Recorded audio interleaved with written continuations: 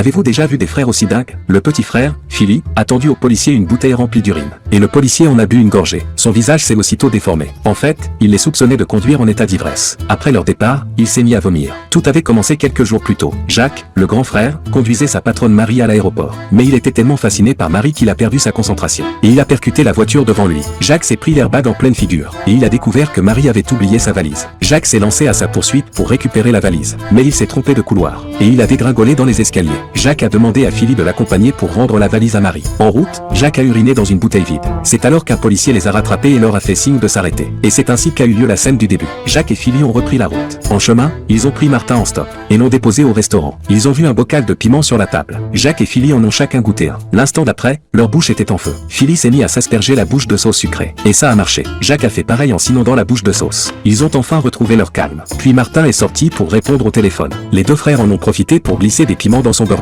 Quand Martin est revenu, il a mangé son burger. Il s'est mis à transpirer à grosses gouttes et s'est effondré au sol. Les deux frères ont voulu le sauver. Jacques a soulevé les jambes de Martin et les a poussés vers l'avant. Puis il lui a appuyé sur la poitrine à deux mains. Ensuite, il s'est penché pour lui faire du bouche à bouche. Martin l'a repoussé en se débattant. Alors Philly a sorti un flacon de médicaments et lui a fait avaler des cachets. Martin était enfin sauvé. Les deux frères ont repris la route. Jacques a échangé leur voiture en panne contre un scooter. Ils sont enfin arrivés à destination. Ils ont ensuite trouvé des informations sur Marie dans le journal. Ils se sont rendus à une réception pour expliquer leur démarche. Et Jacques a finalement rendu la valise à Marie.